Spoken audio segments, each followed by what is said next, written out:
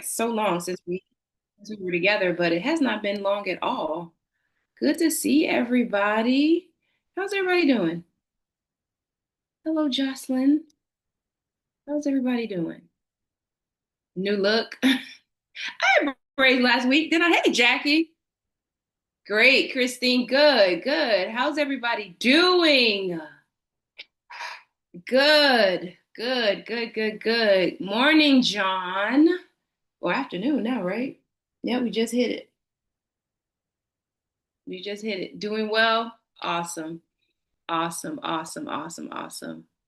Hey, Charmaine. No hurricane? Lori, I don't know. Maybe not the hurricane, but I like a little rain. Jackie, you you are fine.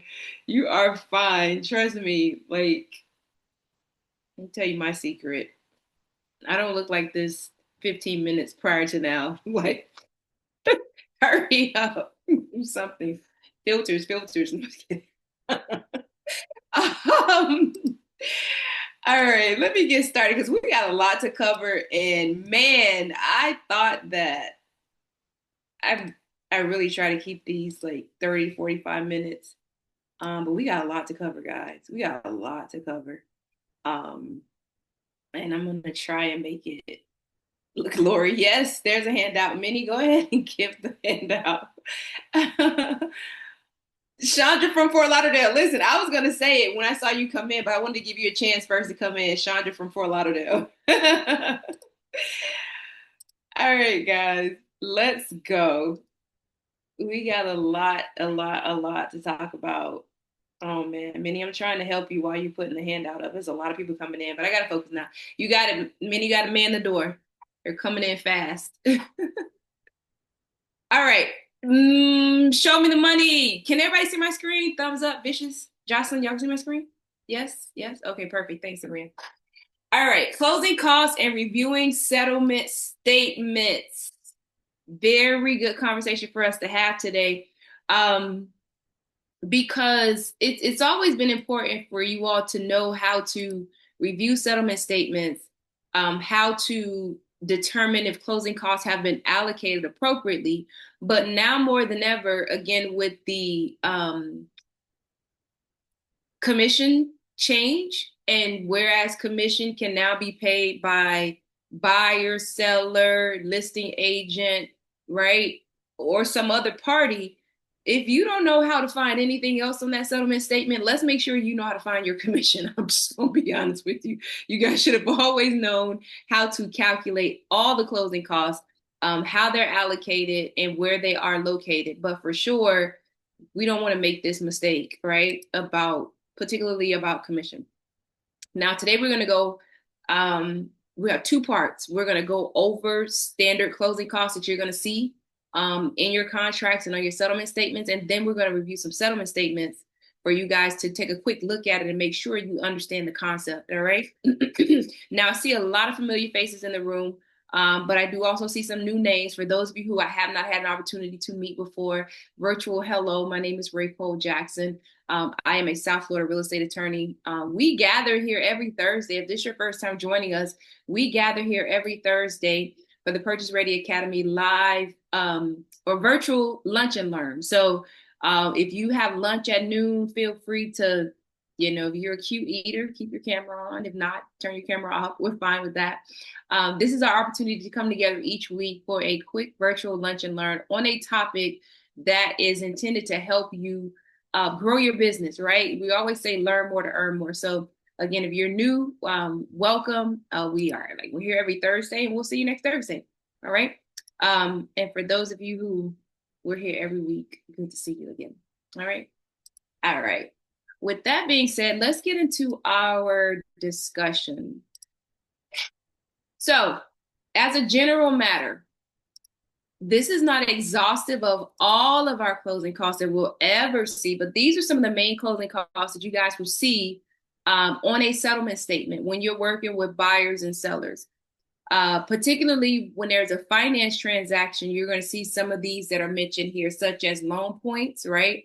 Those are costs that are paid by these. And one thing to be clear on, guys, the closing cost itself is the closing cost, but it can be paid by any party, right? And so loan points are generally it's an amount that's generally paid by a buyer, and oftentimes it's paid so that they can lower their interest rate. However, if a seller has given a closing cost credit, we talked about that in a prior class. If they've given a closing cost credit, let's say of $10,000, the lender may take that $10,000 and allocate it throughout various to various closing costs to the buyer, right? And so I say that to say these loan points, you could see that cost on the seller side, right? And we're going to look at a settlement statement shortly, so you'll see what that looks like. But again, the main concept I want you guys to gather from today is you never can know exactly. You never say, oh, that must be on this particular side. Unless it's set that in the contract, then just know that I want you guys to know what the closing cost stands for. Of course, you're going to know who's expecting to pay it. And then when you look at the settlement statement to confirm that the closing team has prepared that settlement statement of agreement that the parties made, right? Origination fees. Origination fees are generally the same as the compensation to the lender or the loan officer, right? Private mortgage insurance. This is a fee that's paid when the buyer has put down generally less than 20% on their purchase, right? So their loan amount is more than their loan to value is less than 20%, 80%, right? Or higher than 8%. If a buyer puts down less than 20% in their purchase, then the lender is going to be expecting them to have mortgage insurance on their transaction, unless it's a VA loan. We know that VA loans don't have private mortgage insurance. Now, here we are again, weaving all these concepts together, right? We're going to talk about the lending process and some loan products more so next month, but that's just a little preview to that, right? Homeowners insurance. Your homeowners, your buyers are going to pay generally a full year of their homeowners insurance premium at closing. And then in escrow, they're going to pay a portion of the homeowners insurance. So let's say, for example, the lender determines there's a homeowners insurance policy for $1,200. That means per month, that's about $100. And so some lenders are generally going to escrow about 3 months, but they can go all the way to up to 6 months. And so you're going to see on that settlement statement, sometimes we call it escrows, a couple months of homeowners insurance, also a couple months of property taxes, right? Title insurance, that's the cost for the policy that's going to be issued at closing. You know that at closing, if it's a finance transaction, we learned this last week, if it's a finance transaction, the title agent is going to issue two title insurance policies at closing. Going to issue one policy to the lender, going to issue one policy to the buyer or owner, right? We issue a lender's policy and an owner's policy. So you're going to see that cost on the settlement statement. The settlement fee, that is the charge, what the title agent charges for their services, right? So that's their flat fee charge for their services. Recording fees, those are the costs for recording the deed, the mortgage, and any other title documents in the public records, right? You guys are going to see that there are 3 fees related to recording. You're going to see that there are taxes, right? There's a fee that the recording office charges based upon the value of the mortgage, right? The dollar amount of the mortgage or the dollar amount of the purchase price. There's going to be a charge for pages, right? They charge per page that's recorded. And then there's a technology fee that's charged for the ability to electronically record documents in the public record. So we're going to look at that.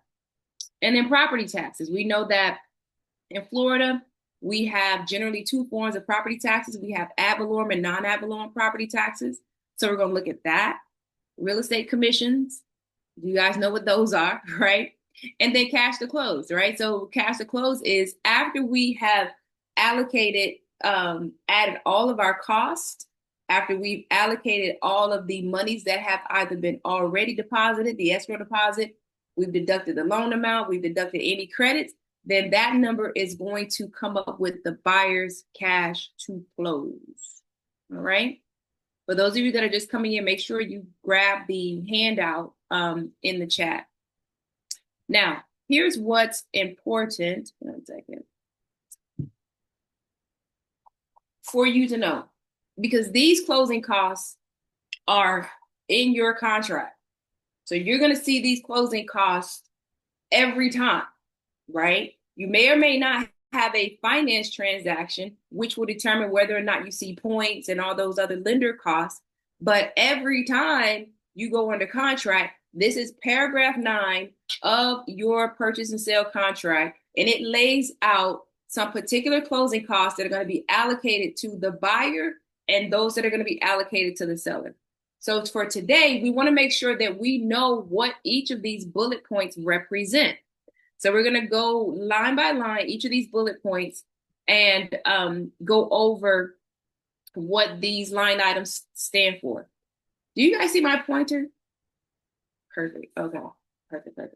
So paragraph 9, subparagraph A, cost to be paid by seller. So subparagraph A shows cost to be paid by seller. Subparagraph B shows cost to be paid by the buyer. Good afternoon, Giovanni. The first bullet point, document stamps, stop stamp taxes and surtax on the deed. You do not see the attachment. Make sure you go to the main chat, Giovanni. Giovanni in the chat is asking for the handout. So drop that in the chat again, please. Document stamp taxes and surtax on the deed. Remember, when the deed is recorded, there's going to be a tax on the purchase price. In our example that we're going to look at, our purchase price is $100,000. We kept it very basic for easy math, right? And so the doc stamps are going to be on the $100,000. Dropping down, owner's policy and charges if 9C1 is checked. Now, whenever I teach this, you guys know that the notation regarding 9C1, 9C2, 9C3, we're going to hit that in a second. But let's look at what the charge is specifically so you have an understanding of what the charge is. And then we'll have a conversation about what this notation 9C1, 9C2, 9C3 is instructing you to do. Okay? So owner's policy and charges. Remember, at closing, we issue 2 policies.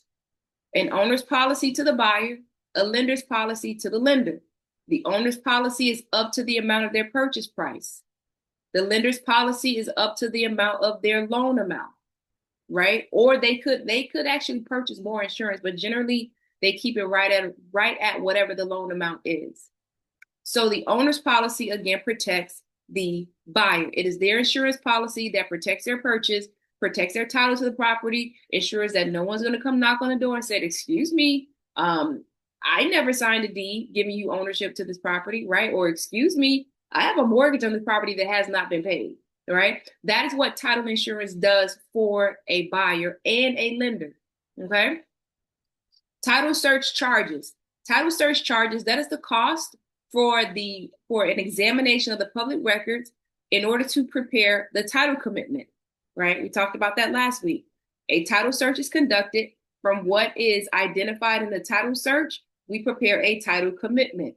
The title commitment lays out, here are the things, here are the issues, here are the things that are recorded against this property that you need to address in order to issue your nice, clean title owner's policy and lender's policy at closing, okay? Municipal lien search. Municipal lien search is the information we receive from the municipality. Now, the difference between a municipal lien search and a title search, like we talked about last week, is a title search is items that are recorded against the property specifically. A mortgage, deeds, any other liens. A municipal lien search, even though it says a lien search, those items are not really recorded against the property. These are items that are with the city. From the municipal lien search is where we see our water bills, is where we see any open permits. We see unrecorded code violations. We see taxes, right? And so from that lien search is where, like I said, for the title agent's purposes, what we really rely on is the water bill. Unless you guys add to your purchase and sale contract that all unrecorded code violations, open permits. Remember that language we talked about? If you add that to your purchase contract, then the lien search means more. Because if the lien search identifies open permits, then we're not closing until the open permit is either resolved based upon the parties' agreement or the parties waive that.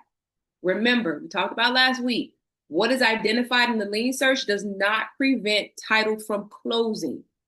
The title policy is based on the title commitment. The title commitment is based on the title search. Nothing in the lien search. The only thing that's relevant for a closing agent in the lien search is the water account balance. All right? But it's still a cost that's going to be paid, right, when it's ordered. Jumping over to HOA condominium association estoppel fees. This is generally always going to be a seller fee. The estoppel fee is the cost of us reaching out to an association saying, hey, what is the balance? What is required for this account to be cleanly transferred to the new buyer? What is the monthly payment? Is there any monthly payment? Are there any capital contributions? Is the property clear of any violations? Does the buyer need to make an application for approval? Is approval required in this community? Those are all the things that an estoppel is going to tell us, and there's a fee for that. And that is going to be a seller fee based upon paragraph 9A. Recording and other fees needed to cure title. If we need to record, let's say, for example, our seller's name is Jane Doe, and Jane Doe is so common, like there's 50,000 Jane Does in Florida, there's a judgment, there's a money judgment against Jane Doe. And so that judgment is recorded against her property. Well, we have a functionality where Jane Doe can say, well, that's not me because my middle initial is R and that one is S. Also, the last four of my social security number is 7,000 and that last four of social is 8,000. And so to resolve that title issue, we will record what we call a non-ID affidavit. That's not me. That's what the affidavit is saying. The seller is saying, that's not me. That's not my social. That's not my middle initial. I've never owed Capital One any money, right? So we record a non-ID affidavit, and the cost of recording that to cure that title issue is going to be that of the seller. Very nominal, just pages, no taxes on it, pages and the electronic fee. But that's what that line item means. Seller's attorney fee, of course. Seller now, as a recent update, we also have a settlement fee. We know what the settlement fee is, right? That's the charge of the title agent for providing their closing services. Now, this paragraph right here, we've gone over this before, but since we're here and we're examining this paragraph, I want to explain to you guys what this means in case you never paid attention to it. It says, if prior to closing, seller is unable to meet the as-is maintenance requirement as required by paragraph 11, a sum equal to 125% of the estimated cost to meet the as-is maintenance requirement shall be escrowed at closing. If actual costs to meet the as-is maintenance requirement exceed the escrowed amount, seller shall pay such actual costs. Any unused portion of escrowed amounts shall be returned to the seller. This paragraph is covering paragraph 11 of the contract. Says, remember, it says that the seller must maintain the property in its as-is condition. And so you guys remember I used the example for you that when you went under contract, the property pool was green, pool was blue, grass was green. You go under contract, all of a sudden the pool is black, or the pool is green and the grass is black. That's what this paragraph is saying. This paragraph is saying that you can cause to be collected, buyer can cause to be collected at closing 125% of the estimated cost to get that pool back blue and that grass back green. If you decide to close with the property in that condition, you could determine on the walkthrough, like, no. Like, nope, sorry. Let's get a pool guy out here to get this pool cleaned. And let's get a lawn repair person or a lawn maintenance person out here to tell us how long it's going to take them to get this lawn back together and start that process today, right? You can do that. That's what this paragraph stands for. You go to walkthrough, and the property has not been maintained in its as-is condition, you can escrow 125%. Oh, I'm just seeing this, Lori. I'm going to keep these questions, okay, Lori? You guys drop your questions in the chat, and then we'll answer the questions at the end, just so we can stay on track. Don't forget your question, Lori. We'll make sure it's there. All right. Now, subparagraph B, costs to be paid by the buyer. Taxes and recording fees on notes and mortgages. In Florida, we generally don't record the notes. Some lenders do, very few. But we do have a lender, for example, a private lender that does record the note as an exhibit. But generally, it's the mortgage. So taxes on the mortgage. I think in our hypothetical, our mortgage is $96,500. So the taxes on the mortgage is what the buyer will be responsible for. Recording fees for deed and financing statements.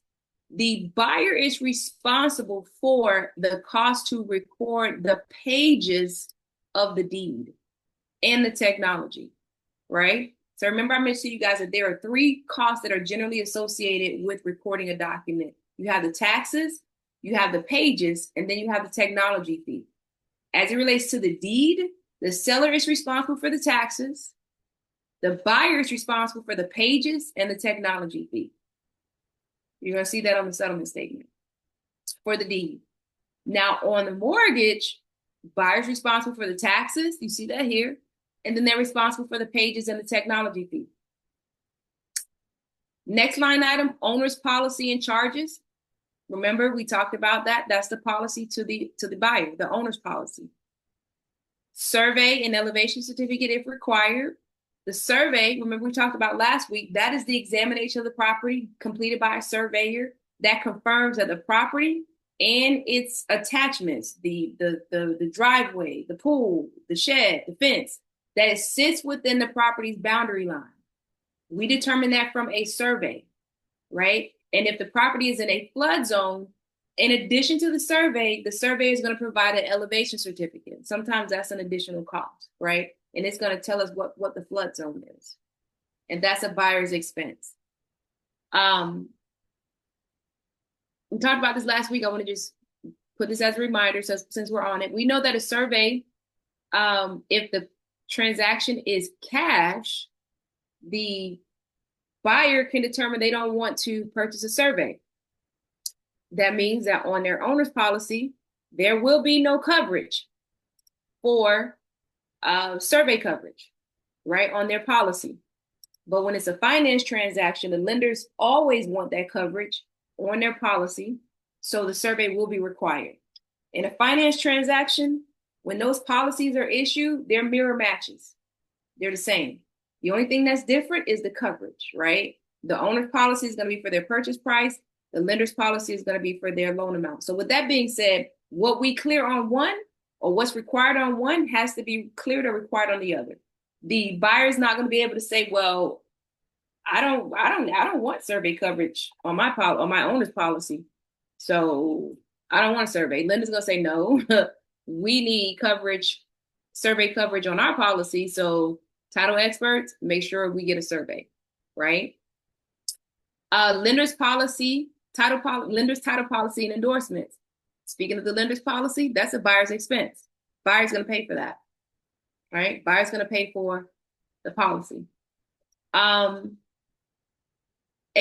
condominium association application and transfer fees. Now, even though the seller is responsible for the estoppel, within that estoppel, it is going to tell us that maybe the association charges a transfer fee. That means they charge a fee to transfer this account from the current owner to the new owner. Application fee, of course, you guys already know that because that's paid up front. That's generally not even paid at closing. To make an application for association approval, you know that the buyer's going to pay that cost, right? Municipal lien search, we talked about that. Loan expenses, those are the items that we just talked about, right? The points, the origination fees, escrows, right? Appraisal fees, that's a buyer's expense. Buyer's inspections, that's a buyer's expense.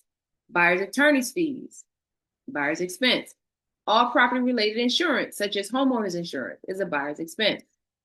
Owner's policy premium, the cost of the buyer's policy, the owner's policy is a buyer's expense. All right. Here's the next part.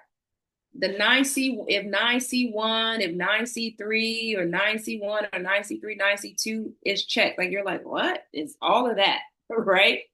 So before we move from this slide, here's what I want you to pay attention to. The three costs that have this notation beside it is only the policy, the title search, and the lien search. You see that? Everything else does not have that notation, that if, meaning it's not going to change. It's always going to be a, uh-oh, Elena, we got some notation. Hold on.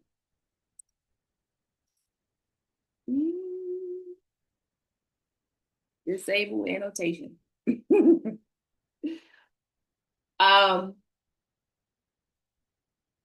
Those are the three closing costs that will change based upon which option in paragraph 9 that you select.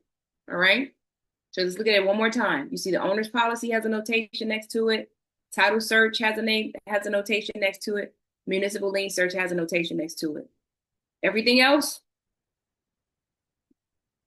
buyer costs, no notation. Seller costs, no notation.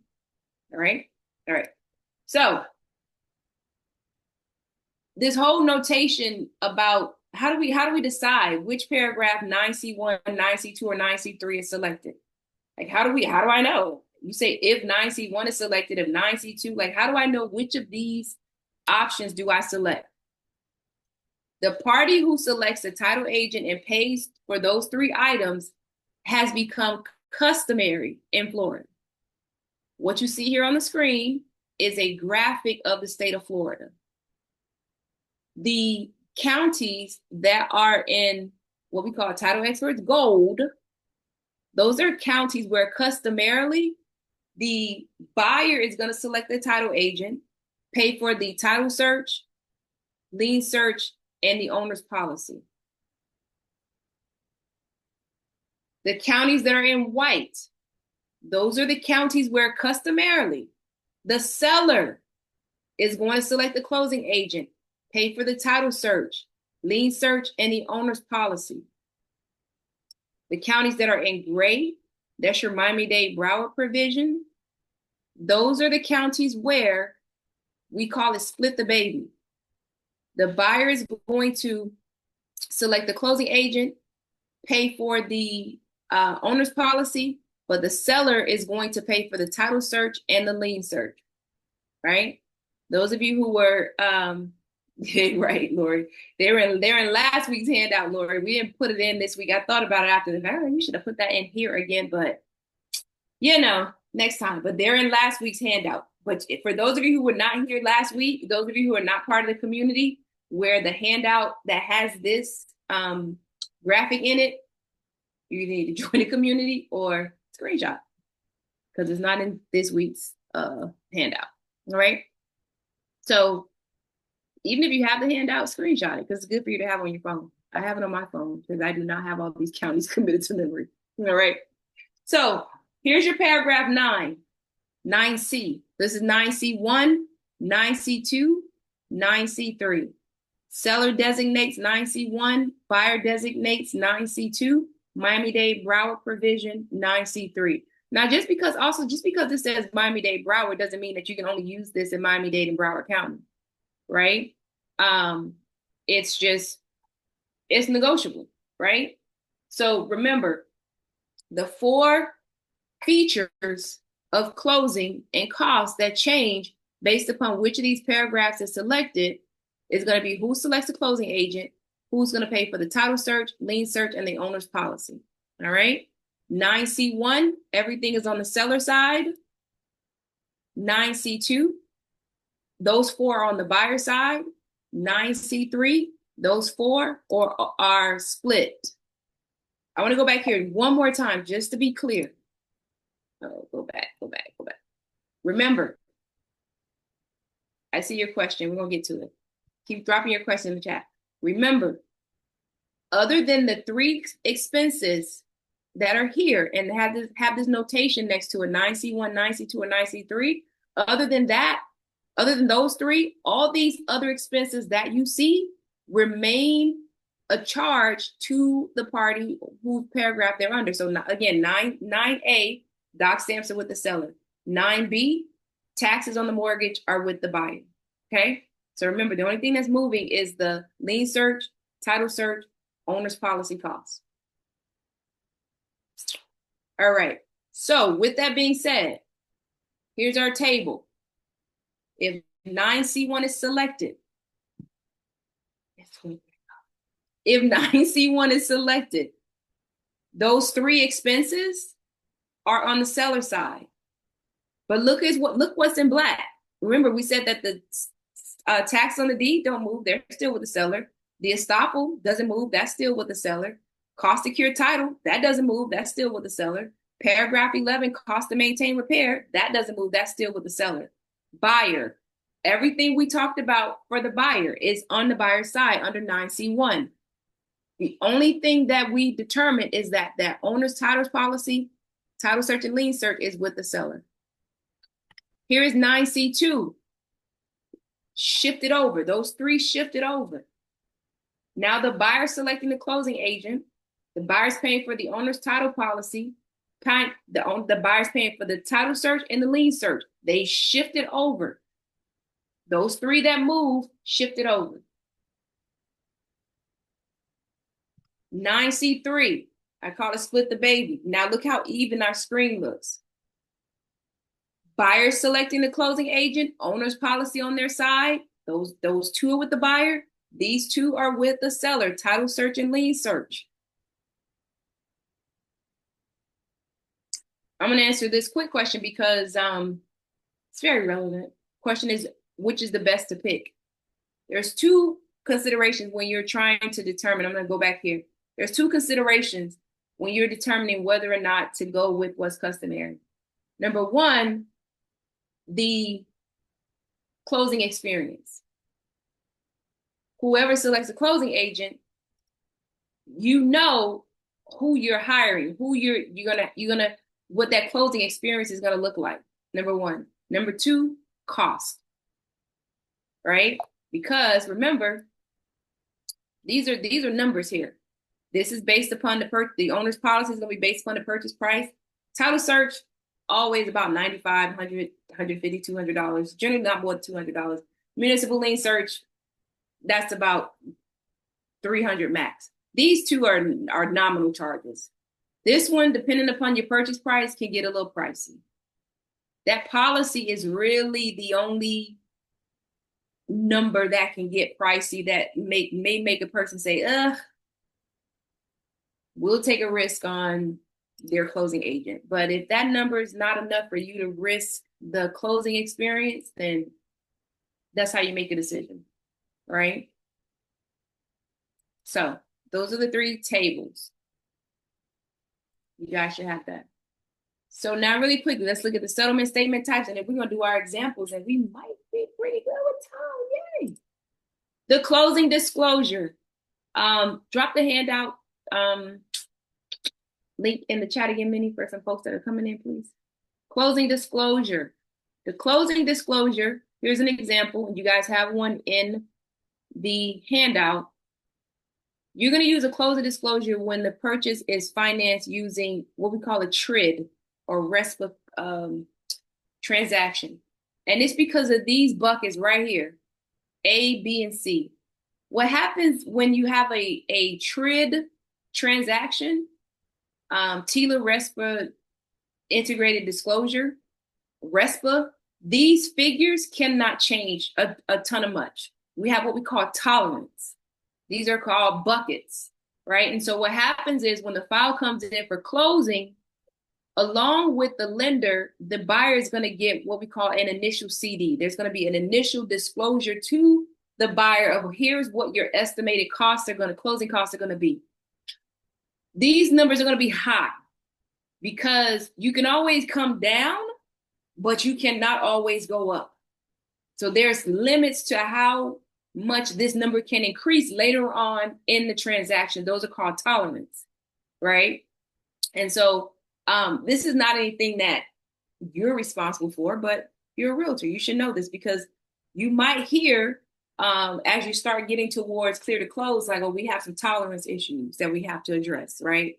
And so tolerance sometimes addressed by moving a fee, giving a lender credit, but now you guys are very familiar with what these three first sections in the closing disclosure, what they stand for. All right. So this is a closing disclosure. And this is only used when when the buyer is purchasing a property using lending that is regulated by RESPA, right? This is a federally regulated settlement statement. These numbers can't just up and change right before closing, right? It cannot. And then the ALTA settlement statement, this is an example. You guys have seen this before. This is generally the one that you get and you provide to your broker at closing. These are like more so than the CD. It doesn't mean that the figures are the figures are the same. Know this, the figures are exactly the same in all these settlement statements. It's just the way that they are disclosed, right? It's just the way that they are disclosed that looks a little bit different. So one last concept that you guys need to know before we jump into our settlement statement is prorations. You need to know this because many of your costs are going to be what we call prorated. And all that means is that we're going to allocate proportionately. We are allocating a particular cost proportionately to who is the buyer or seller. And generally, the allocation is based upon the closing date, right? We're just allocating days to one party or the other, right? Now, when it comes to proration, generally the day of closing is allocated to the buyer. Meaning, for example, HOA due, right? The day of closing, and you're going to see this in our hypothetical, the day of closing is charged to the buyer. So if the HOA dues are $30 per month, that's $1 per day, and we're in a 30-day month, and that means that's $1 per day. That means that dollar that day is an expense to the buyer, not the seller. We've closed. This is now yours, right? And it's the same for taxes and any other cost that is going to be prorated. All right. All right. Let's review the settlement statement. Everybody, let's go to the handout. Let's go to the handout. I'm going to change our screen share really quickly. Go to the handout.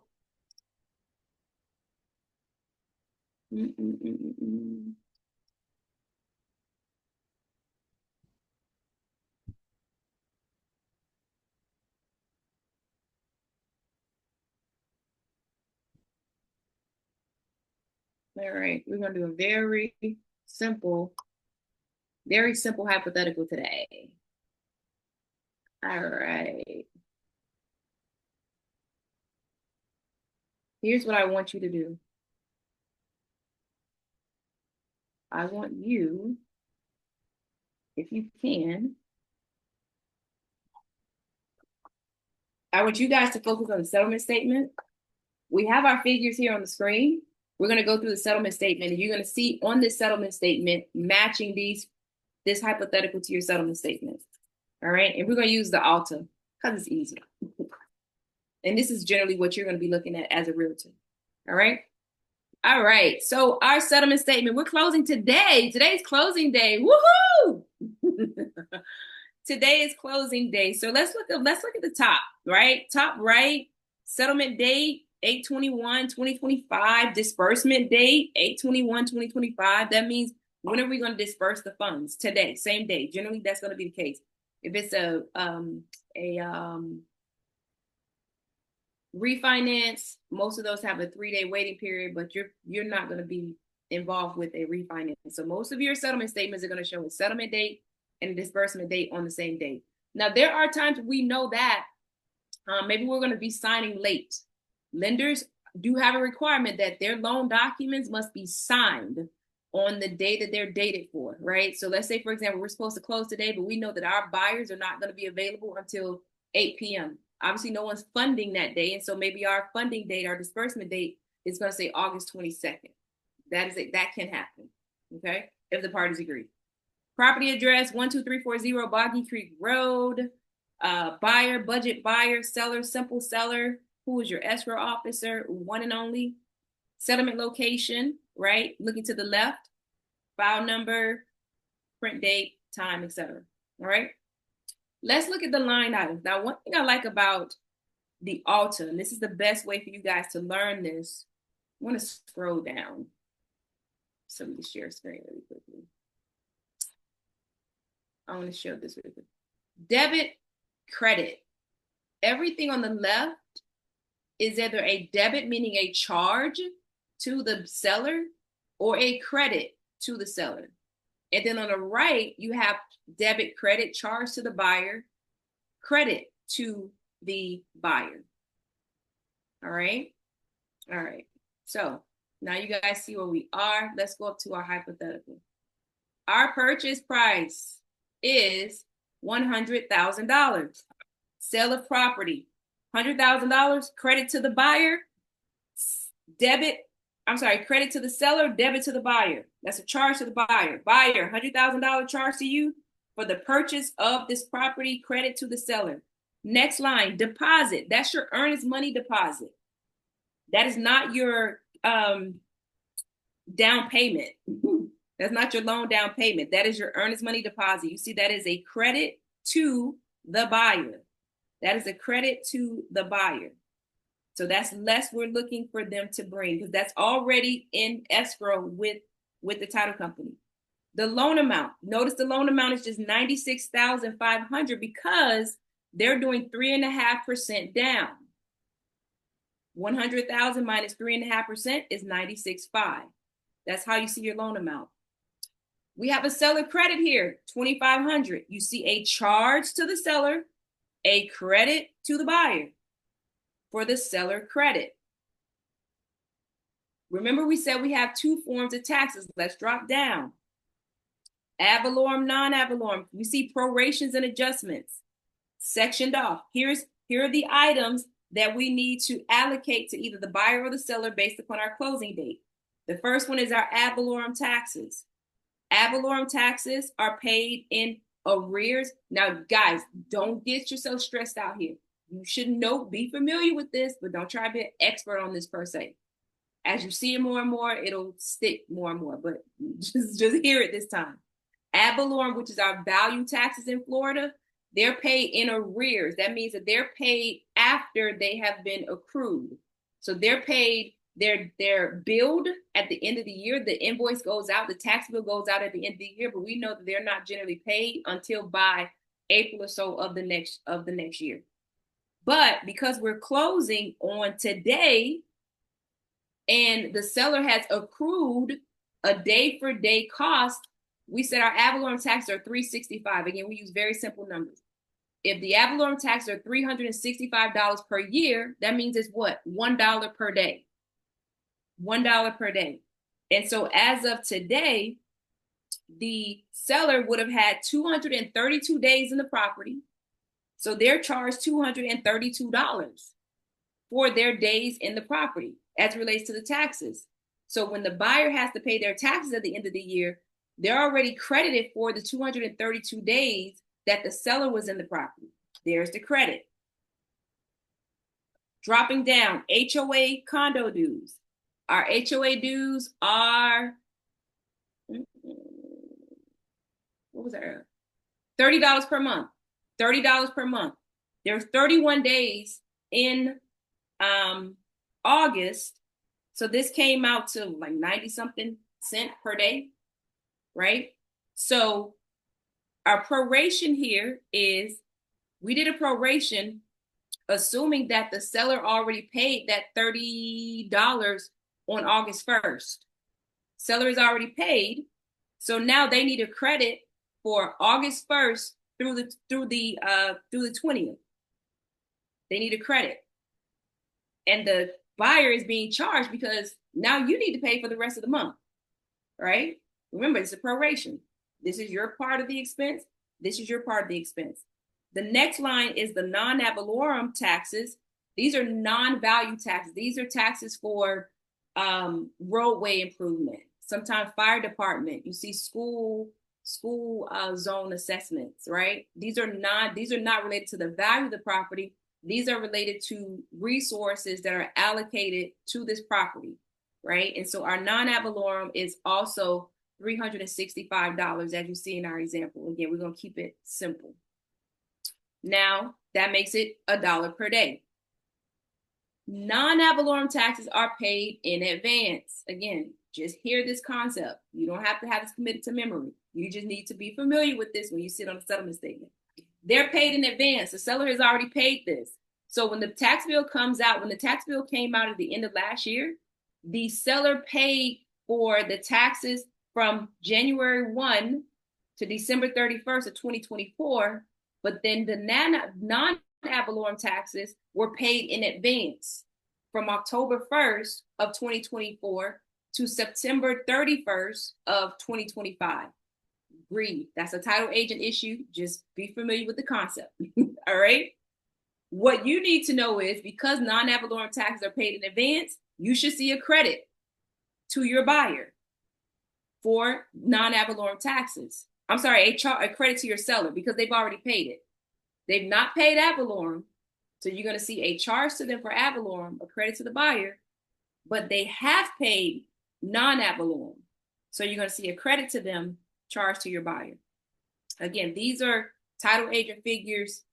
I don't expect you to get out your calculator and know this, but you should know now that you sat in this class, you should know that you should not see non-ad valorem taxes.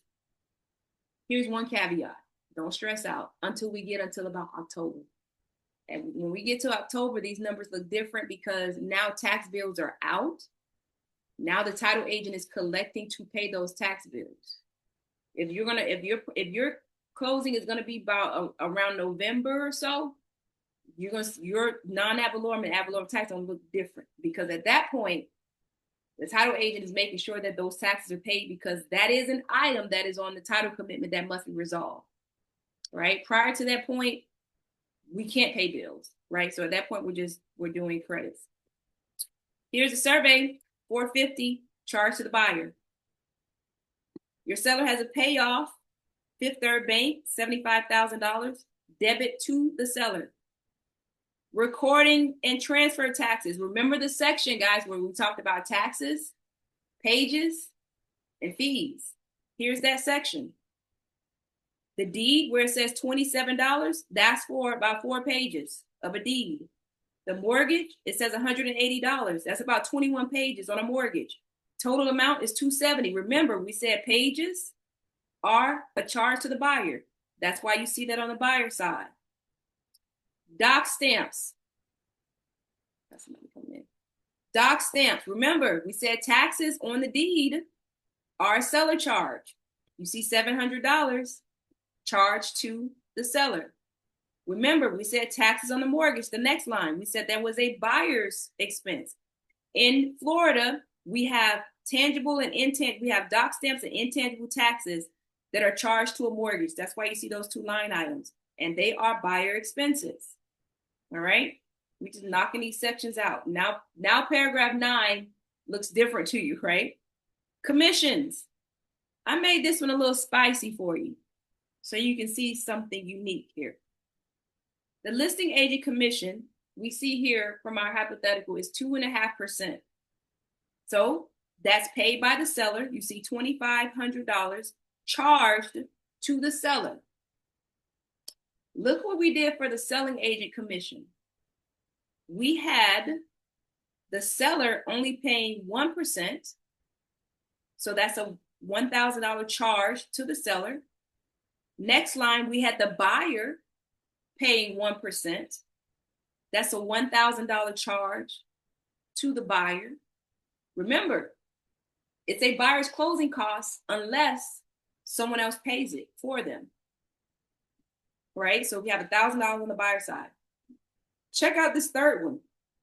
You don't see a charge to neither the buyer or the seller. Guess who's paying this $1,000? The listing agent. That 1% paid by the listing broker, you see it says paid outside of closing by others. That's paid by the listing agent. So if you have an agreement where the listing agent is paying that commission, you're not going to see it as a debit to the seller or the buyer. You're going to see it put out to the side because it is paid by someone else that's not listed here. Right? And I put this here because remember I mentioned to you guys EXP. If you're still doing it, EXP is a brokerage that does not allow the seller to pay commission. It is broker to broker. So you're not going to see buyer's agent commission. If everything's being paid by the listing agent, you're not going to see it listed here on the settlement statement because this is just buyer and seller. Now you could see it potentially on the CD, but you're not going to see it on the ALTA. You're going to see it this way though, right? Paid outside of closing, you'll see the dollar amount. All right. All right. Don't run away just because now you see where your commission is. The next section, title charges. Remember we talked about the owner's policy, the lender's policy. All right, guys, this is where we get into which option did we select. We chose Miami-Dade Broward provision, which means where are the 4 items? We said that the buyer was going to choose the closing agent. The buyer was going to pay for the owner's policy. The seller was going to pay for the lien search, and the seller was going to pay for the title search. So we see here the lender's policy, the endorsement for an association is $50 paid by the buyer. There's an endorsement on the lender's policy for environmental that's $50 paid by the buyer. Oh, there's a survey endorsement. Remember we talked about the protection to the buyer and the lender, so no one can come say your fence is 5 feet into my yard. There's that coverage, $85 paid by the buyer. All right. So you see here, lender's policy charges here. And then there's a lender's policy itself. So for your information, there is a charge for the policy itself. And then these endorsements, look at them as like add-ons. They're riders that are added specific to the transaction. So this lender's policy is $275. And then each of these endorsements have their own cost. All right. Settlement fee, $795 to the buyer, $795 to the seller. Title search is on the seller side because we chose Miami-Dade Broward provision. Seller's going to pay for the title search and the lien search. Right? Now here are miscellaneous charges.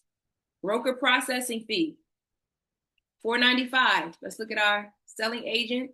Selling agent, if you guys have never heard this terminology before, selling agent is the buyer's agent. Don't ask me why. I didn't make it up. I just follow the rules. Listing agent represents the seller. Selling agent represents the buyer. Right? So broker processing fee, $495 paid by the buyer.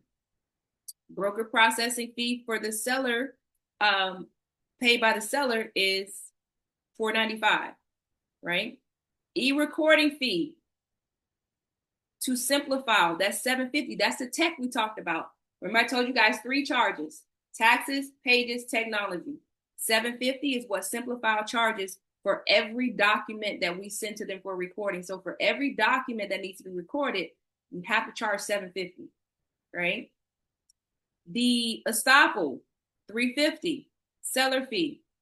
Lien release tracking. We have a loan that needs to be paid off. We have a mortgage where we need to make sure that a satisfaction and release of that mortgage is recorded. And so this is going to track that mortgage to make sure that a satisfaction is recorded. Believe it or not, lenders sometimes miss it. And so this technology keeps tracking it, keeps pinging it to make sure that that mortgage comes off this property so that the buyer and the lender have a clean owner and lender's policy. Lien search, we talked about that. Paid to Protective, that's the company that provides the lien search, that's $175.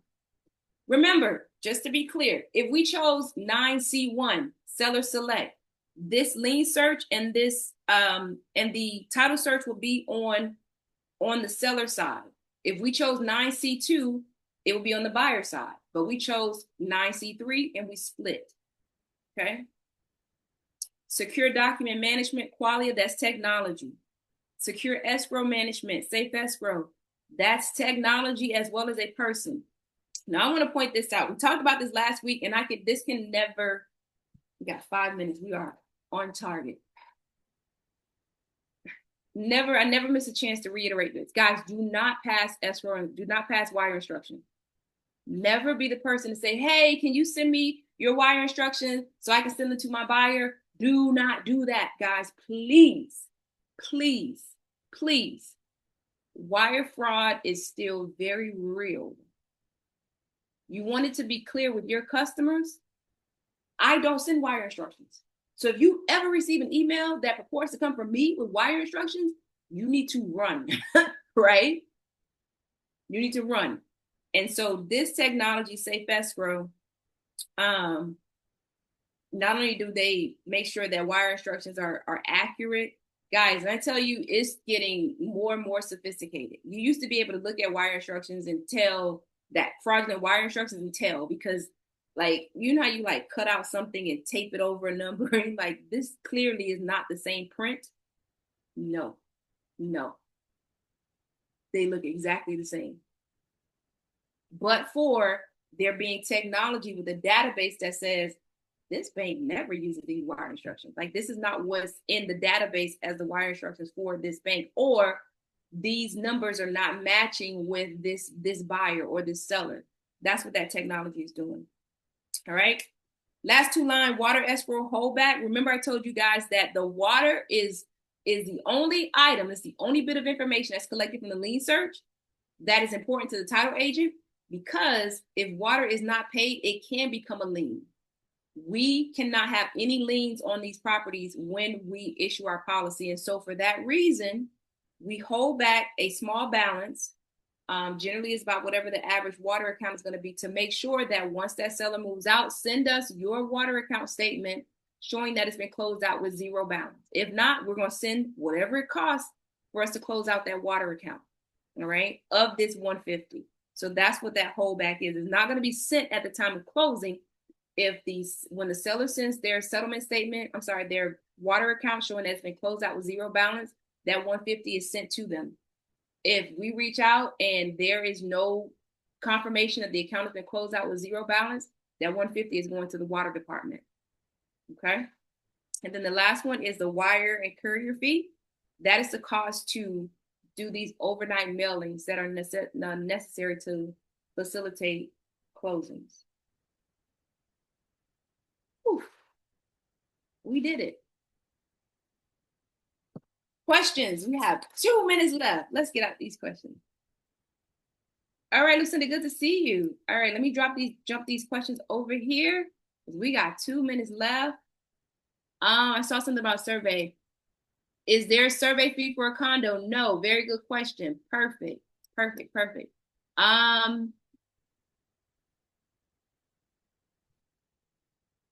What is the formula to calculate doc stamps on a mortgage and intangible taxes?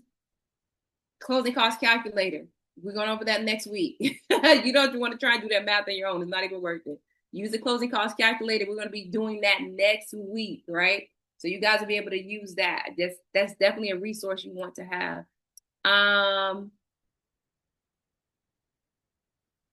Yeah, you should not see surveys on a condo, because the condo project has a master survey that's recorded.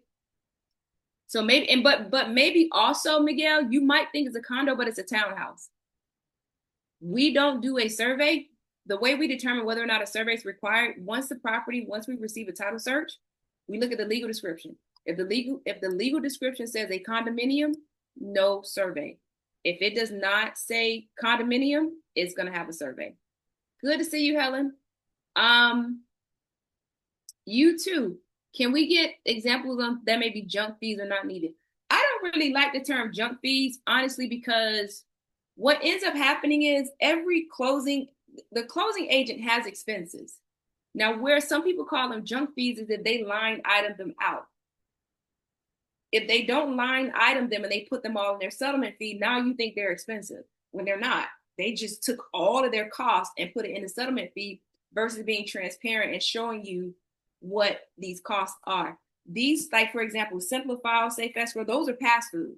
There's no upcharge on those, right? So Could there be junk fees? Sure. But I wouldn't tell you just, oh, anything that says examination fee is a junk fee, because that's just not. Will I be there? I'm supposed to be, Charmaine. Answer is yes. The answer is yes. Thank you for the accountability. So Miguel, we answered that question. Who do we give proof of the cost, Lori? So going back to your question, you're going to give it to the closing agent. But here's the deal. Like I said, you can decide we're just not going to close until this is resolved, right? You can say, I'm just not going to close until it's resolved. So you may not want them to, you may not want to do an escrow holdback. But that the contract, what I showed you guys today, is you know that option is available. All right. All right, Jocelyn, you had your hand up. Did you? Wait, you did have your hand. Anybody else have any questions? We did good. It's only 101. We did very well. You've answered my question already. Thank you. I did. Perfect. Did I see something about cash? Can you please put slide 9C 3 or put the show me the. Okay, 9C3. I'll do that in 1 second. Good to see you, Cassandra. All right, let me do another share really quickly. And so I can do that. And then we will.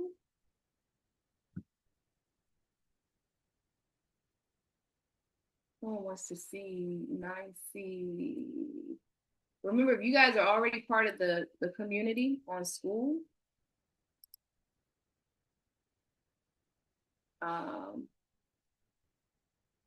run into the classroom and you will have this. But if not, I'm glad, Jackie. I'm glad you're able to get on. I know you sometimes have access issues. All right, so let's do this quick. Share.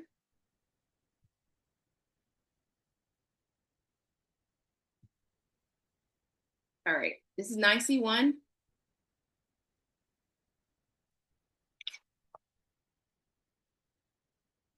This is 9C2.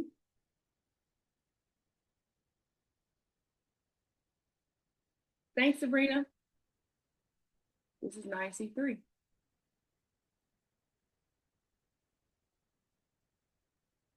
All right. All right, guys, you guys did great. I hope everything was clear as mud. No, next Thursday. Oh, you're welcome, Christine. Good to see you. Next Thursday, guys, it is. Oh, let me go to my next Thursday. Why did I just pop that down? Next Thursday, we do have that for you. Next Thursday is closing cost calculator. That's going to be very interactive. We'll probably just put the closing calculator up on the screen and run through it. We close out of Florida. Those of you we have not an opportunity to work with. So next Thursday, seller net sheets. No more gone are the days where you say, can you send me a net sheet?